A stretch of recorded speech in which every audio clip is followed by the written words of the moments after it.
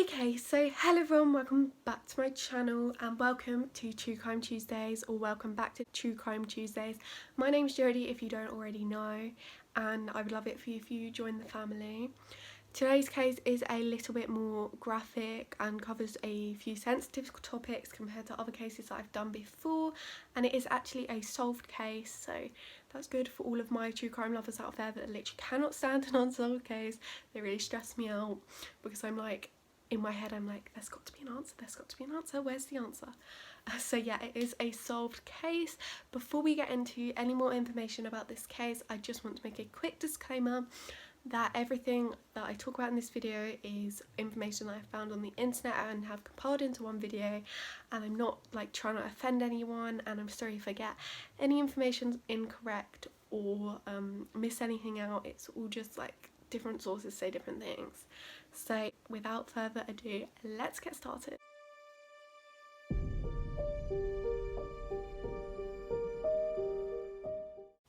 So today's case is the Hello Kitty murder.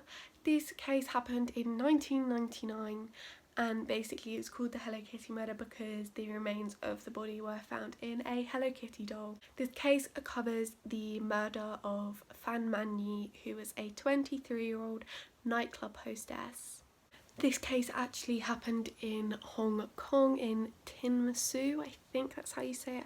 I might be wrong, so don't quote me on that. Sorry about that.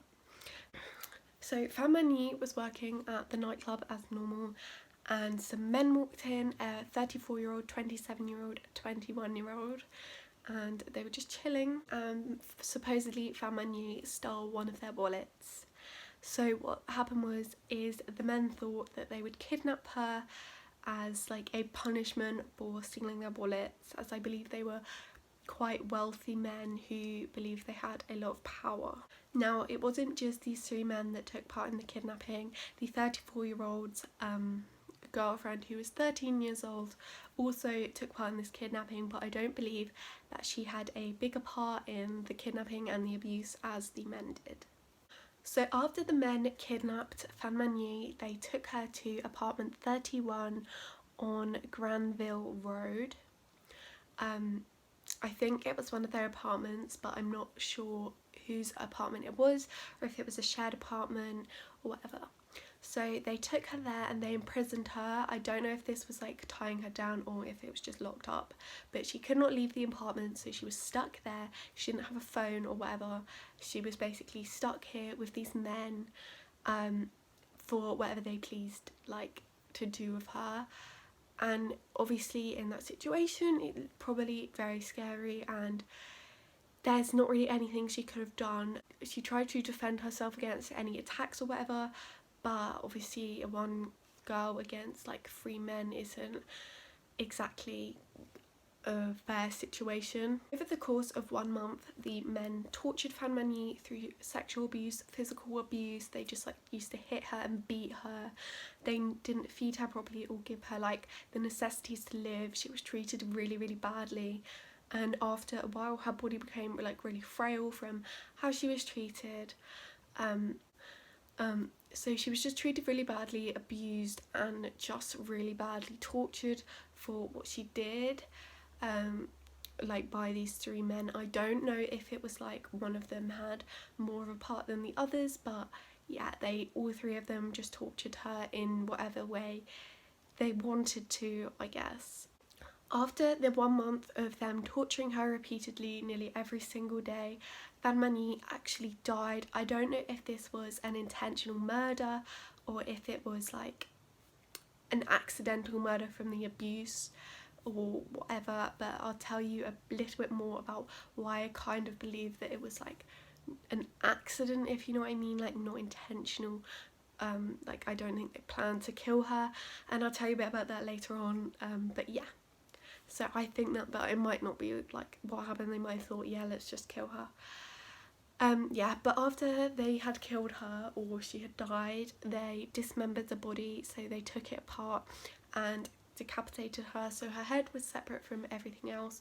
I'm not sure what they did with the rest of the body, as I actually couldn't find that in any of the sources that I was looking at. But they actually put her head in a Hello Kitty mermaid doll, which is kind of triggering and just really gross, and like just kind of disgusting, considering Hello Kitty is like a children's icon, and like, you know, it's very related to young girls and children. But yeah, after a while, obviously the body was discovered and the men were caught. Unfortunately, the whole of Fan Man-Yi's body couldn't be recovered. Only her skull from being inside the Hello Kitty doll was recovered, one tooth and her internal organs. The rest of her body was like either found and in too bad a condition to recover, or it just wasn't found at all. So I don't know what they did with it or what happened to that. I'm now going to talk about what happened to the men and the girlfriend who took part in this case. So all 3 men were charged with manslaughter, which makes me believe that it was probably not a planned murder, because otherwise I think they would have been charged with murder, but I do believe they probably should have been charged with murder anyway, or something a little bit more like spending a lot more time in prison than that. I don't know what happened to the girlfriend, but I don't believe she got a bigger charge as men, as I don't think she had like such a big role in what happened to Fan Man-Yi.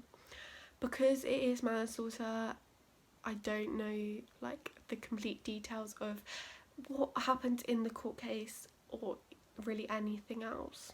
So that is all the information that I have on the case of the Hello Kitty murder. I'm sorry if I missed out any information or any information is not correct. I'm still quite new to this, and it's hard to differ between different sources on what is true and what is not true. So if you liked the video, don't forget to hit the thumbs up or the like button. I don't know what that's called, as we all know.